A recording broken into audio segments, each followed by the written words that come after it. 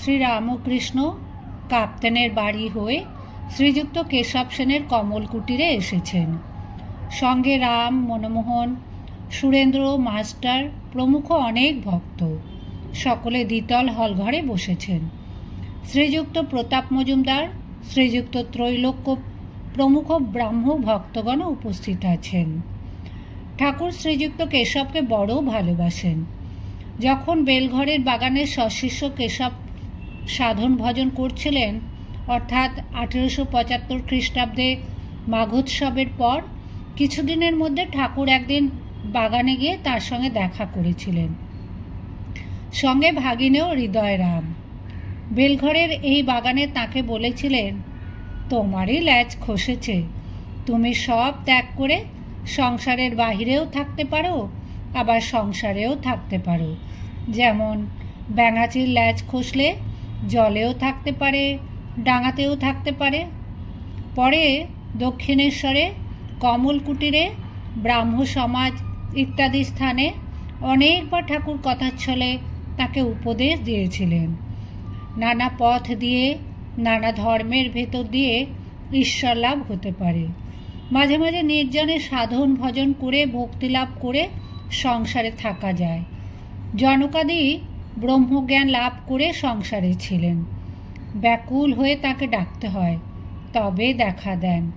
তোমরা যা করো নিরাকার সাধন, সে খুব ভালো। ব্রহ্মজ্ঞান হলে ঠিক বোধ করবে ঈশ্বর সত্য আর সব অনিত্য, ব্রহ্ম সত্য, জগৎ মিথ্যা। সনাতন হিন্দু ধর্মে সাকার নিরাকার দুই মানে। নানাভাবে ঈশ্বরের পূজা করে। শান্ত, দাস্য, সখ্য, বাৎসল্য, মধুর। রওশন চৌকিওয়ালারা একজন শুধু পোঁ ধরে বাজায়, অথচ তার বাঁশির 7 ফোঁকর আছে, কিন্তু আরেকজন তারও 7 ফোঁকর আছে, সে নানা রাগরাগিনী বাজায়।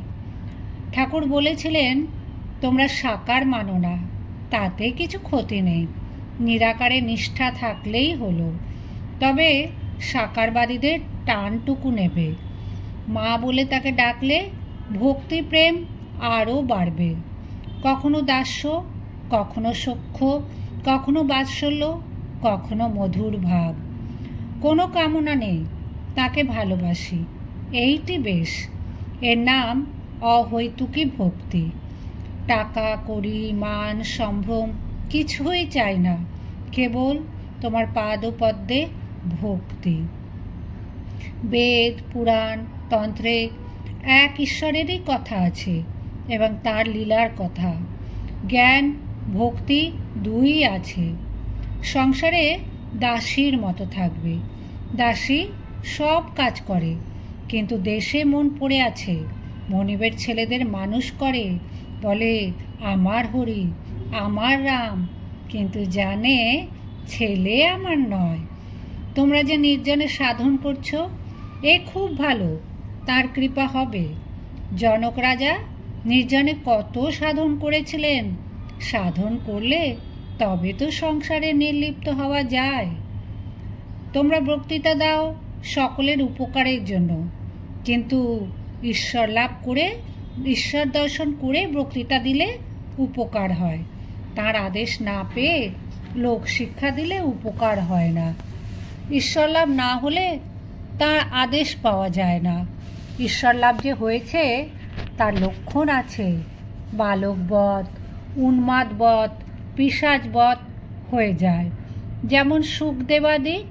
চৈতন্যদেব কখনো বালকবধ, কখনো উন্মাদের মতো নাচতেন।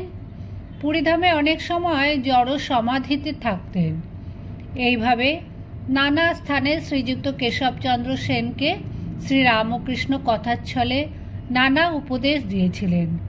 বেলঘরের বাগানে প্রথম দর্শনের পর কেশব 28 মার্চ 1875 রবিবার মিরর সংবাদপত্রে লিখেছিলেন, আমরা অল্পদিন হলো দক্ষিণেশ্বরের পরমহংস রামকৃষ্ণকে বেলঘরের বাগানে দর্শন করেছি। তার গভীরতা, অন্তর্দৃষ্টি ও বালক স্বভাব দেখে আমরা মুগ্ধ। তিনি শান্ত স্বভাব, কোমল প্রকৃতি, আর দেখলে বোধ হয় সর্বদা যোগেতে আছেন। এখন আমাদের উপলব্ধি হচ্ছে যে হিন্দু ধর্মের গভীরতম প্রদেশ অনুসন্ধান করলে কত সৌন্দর্য, সত্য ও সাধুতা দেখতে পাওয়া যায়। তা না হলে পরমহংসের ন্যায় ঈশ্বরীয়ভাবে ভাবিত যোগপুরুষ কেমন করে দেখা যাচ্ছে? 1876 জানুয়ারি আবার মাঘোৎসব এলো। কেশব টাউন হলে বক্তৃতা দিলেন। বিষয় ব্রাহ্ম ধর্ম ও আমরা কি শিখেছি, আওয়ার ফেইথ অ্যান্ড এক্সপেরিয়েন্সেস। তাতেও হিন্দু ধর্মের সৌন্দর্যের কথা অনেক বলেছিলেন।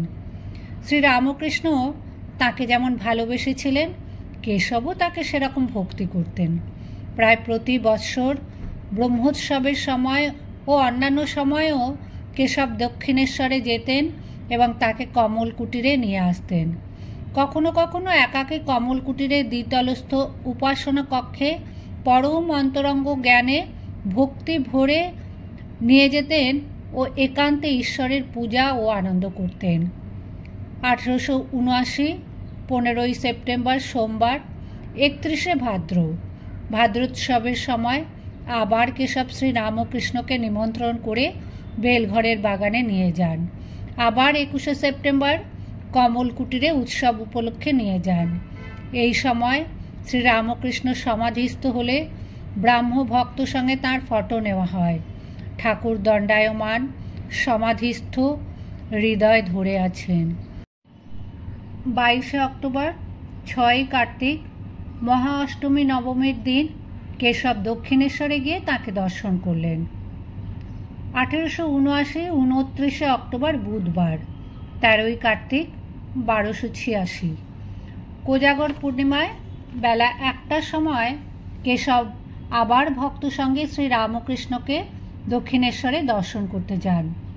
স্টিমারের সঙ্গে 1খানা বজরা, 6খানা নৌকো, 2খানা ডিঙি, প্রায় 80 জন ভক্ত, সঙ্গে পতাকা, পুষ্পপল্লব, খোল, করতাল, ভেড়ি। হৃদয় অভ্যর্থনা করে কেশবকে স্টিমার থেকে আনেন। সুরধ্বনির তীরে হরি বলে কে বুঝি প্রেমদাতা নিতাই এসেছে গান গাইতে গাইতে। ব্রাহ্মভক্তগণও পঞ্চবটী থেকে কীর্তন করতে করতে তাঁর সঙ্গে আসতে লাগলেন। সচ্চিদানন্দ বিগ্রহ, রূপানন্দ ঘন, তাঁদের মধ্যে ঠাকুর মাঝে মাঝে সমাধিস্থ। এই দিন সন্ধ্যার পর বাঁধা ঘাটে পূর্ণচন্দ্রের আলোকে কেশব উপাসনা করেছিলেন। উপাসনার পর ঠাকুর বলেছিলেন, সবাই বলো ব্রহ্ম আত্মা ভগবান, ব্রহ্ম মায়া জীব জগৎ, ভাগবত ভক্ত ভগবান। কেশবাদী ব্রাহ্ম ভক্তগণ সেই চন্দ্রালোকে ভাগীরথী তীরে সমস্বরে শ্রীরামকৃষ্ণের সঙ্গে সঙ্গে ওই মন্ত্রগুলি ভক্তি ভরে উচ্চারণ করতে লাগলেন। শ্রীরামকৃষ্ণ আবার বললেন, বলো গুরু কৃষ্ণ বৈষ্ণব। কেশব আনন্দে হাসতে হাসতে বলেছিলেন, মশাই এখন অতদূর নয়, গুরু কৃষ্ণ বৈষ্ণব আমরা যদি বলি লোকে বলবে গোঁড়া। শ্রীরামকৃষ্ণ হাসতে লাগলেন ও বললেন, বেশ, তোমরা ব্রাহ্মরা যতদূর পারো তাই বলো। 1880 খ্রিস্টাব্দে একদিন গ্রীষ্মকালে রাম ও মনমোহন কমল কুটিরে কেশবের সঙ্গে দেখা করতে এসেছিলেন। তাদের ভারী জানতে ইচ্ছা কেশববাবু ঠাকুরকে কীরকম মনে করেন। তাঁরা বলেছেন, কেশববাবুকে জিজ্ঞাসা করাতে তিনি বলেন, দক্ষিণেশ্বরের পরমহংস সামান্য নন, এখন পৃথিবীর মধ্যে এত বড় লোক কেউ নেই। ইনি এত সুন্দর, এত অসাধারণ ব্যক্তি, একে অতি সাবধানে সন্তর্পণে রাখতে হয়, অযত্ন করলে এর দেহ থাকবে না। যেমন সুন্দর মূল্যবান জিনিস গ্লাস কেসে রাখতে হয়। 1881 সালের জানুয়ারি মাসে মাঘোৎসবের সময় কেশবচন্দ্র শ্রী রামকৃষ্ণকে দর্শন করতে দক্ষিণেশ্বরে যান। 15ই জুলাই শুক্রবার কেশব আবার শ্রী রামকৃষ্ণকে দক্ষিণেশ্বর থেকে স্টিমারে তুলে নেন। নভেম্বর মাসে মনমোহনের বাড়িতে যখন ঠাকুর শুভাগমন করেন তখনও কেশব নিমন্ত্রিত হয়ে উৎসবে যোগদান করেন। ডিসেম্বর মাসে রাজেন্দ্র মিত্রের বাড়িতে শ্রীরামকৃষ্ণ নিমন্ত্রিত হয়ে যান। শ্রীযুক্ত কেশবও গিয়েছিলেন। বাড়িটি ঠনঠনে বেচু চ্যাটার্জি স্ট্রিটে। রাজেন্দ্র ছিলেন রাম ও মনমোহনের মেসোমশাই।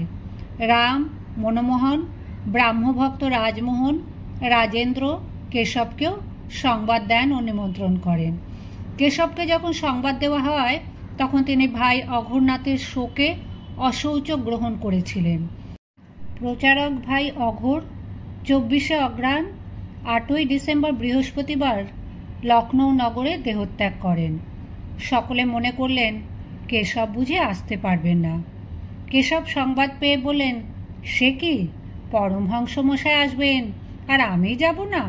অবশ্য যাব, অশৌচ, তাই আমি আলাদা জায়গায় খাবো। মনমোহনের মাতা ঠাকুরানী পরম ভক্তিমতী শ্যামা সুন্দরী দেবী ঠাকুরকে পরিবেশন করছিলেন। সেদিন অপরাহ্নে সুরেন্দ্র ঠাকুরকে নিয়ে চীনা বাজারে তাঁর ফটোগ্রাফ নিয়েছিলেন। ঠাকুর দণ্ডায়মান, সমাধিস্থ।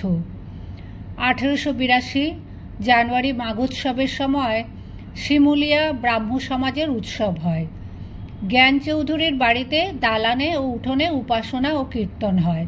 শ্রীরামকৃষ্ণ ও কেশব নিমন্ত্রিত হয়ে উপস্থিত ছিলেন। এখানেই নরেন্দ্রের গান ঠাকুর প্রথম শোনেন এবং তাকে দক্ষিণেশ্বরে যেতে বলেন। 23শে ফেব্রুয়ারি বৃহস্পতিবার কেশব শ্রীরামকৃষ্ণকে দক্ষিণেশ্বরে ভক্ত সঙ্গে আবার দর্শন করতে আসেন। সঙ্গে জোসেফ কুক, আমেরিকান পাদ্রী মিস পিগট। ব্রাহ্মভক্তগণ সহ কেশব ঠাকুরকে স্টিমারে তুলে নেন। কুক সাহেব শ্রীরামকৃষ্ণের সমাধি অবস্থা দেখেন। শ্রীযুক্ত নগেন্দ্র এই জাহাজে উপস্থিত ছিলেন। তার মুখে সমস্ত শুনে মাস্টার 3 দিন মধ্যে দক্ষিণেশ্বরে শ্রীরামকৃষ্ণকে প্রথম দর্শন করেন। 2 মাস পরে এপ্রিল মাসে শ্রীরামকৃষ্ণ কমল কুটিরে কেশবকে দেখতে এলেন। আজ কমল কুটিরে সেই বৈঠকখানা ঘরে ঠাকুর শ্রীরামকৃষ্ণ ভক্ত সঙ্গে উপবিষ্ট। 2রা এপ্রিল 1882, 21শে চৈত্র 1288 রবিবার বেলা 5টা। কেশব ভেতরের ঘরে ছিলেন। তাকে সংবাদ দেওয়া হলো। তিনি জামা চাদর পরে এসে প্রণাম করলেন। ভক্তবন্ধু কালীনাথ বসু পীড়িত, তাকে দেখতে যাচ্ছেন। ঠাকুর এসেছেন, কেশবের আর যাওয়া হলো না। ঠাকুর বলছেন, তোমার অনেক কাজ, আবার খবরের কাগজে লিখতে হয়, সেখানে অর্থাৎ দক্ষিণেশ্বরে যাবার অবসর নেই, তাই আমি তোমায় দেখতে এসেছি। তোমার অসুখ শুনে ডাবচিনি মেনেছিলুম। মাকে বললুম, মা, কেশবের যদি কিছু হয় তাহলে কলকাতায় গেলে কার সঙ্গে কথা কইব? ব্রাহ্মভক্তদের সঙ্গে শ্রীরামকৃষ্ণ অনেক কথা বললেন।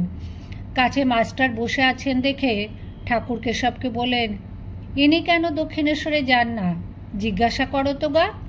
এত ইনি বলেন মাক ছেলেদের উপর মন নেই। মাস্টার সবে 1 মাসের কিছু বেশি ঠাকুরের কাছে যাতায়াত করছেন। শেষে যেতে কদিন দেরি হয়েছে, তাই ঠাকুর এই কথা বলছেন।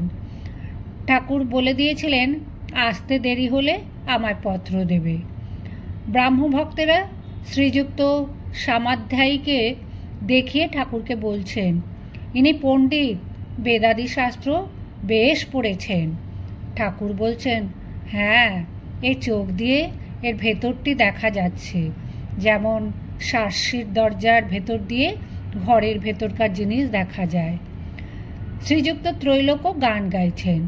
সন্ধ্যার বাতি জ্বালা হলো, গান চলতে লাগলো। গান শুনতে শুনতে ঠাকুর হঠাৎ দণ্ডায়মান আর মার নাম করতে করতে সমাধিস্থ। কিঞ্চিত প্রকৃতিস্থ হয়ে নিজেই নাচতে নাচতে গান ধরলেন। সুরাপান করি না আমি, সুধা খাই জয় মা কালী বলে। কেশবকে ঠাকুর স্নেহপূর্ণ নয়নে দেখছেন, যেন কত আপনার লোক। তার দিকে তাকিয়ে আবার গান ধরলেন। কথা বলতে ডরাই, না বললেও ডরাই। মনের সন্দেহ হয়, পাছে তোমা ধনে হারাই হারাই। সব কিছু ত্যাগ করে ভগবানকে ডাকো, তিনিই সত্য আর সব অনিত্য। তাকে না লাভ করলে কিছুই হলো না। এই মহামন্ত্র। ঠাকুর আবার বসে ভক্তদের সঙ্গে কথা বলছেন। হলঘরের একপাশে একটি ব্রাহ্ম ভক্ত পিয়ানো বাজাচ্ছেন। সহাস্য শ্রী রামকৃষ্ণ বালকের মতো পিয়ানোর কাছে গিয়ে দাঁড়িয়ে দেখছেন। একটু পরেই অন্তঃপুরে তাকে নিয়ে যাওয়া হলো। জল খাবেন আর মেয়েরাও প্রণাম করবেন। শ্রীরামকৃষ্ণের জলসেবা হলো। এবারে গাড়িতে উঠলেন। ব্রাহ্ম ভক্তেরা সকলেই গাড়ির কাছে দাঁড়িয়ে আছেন।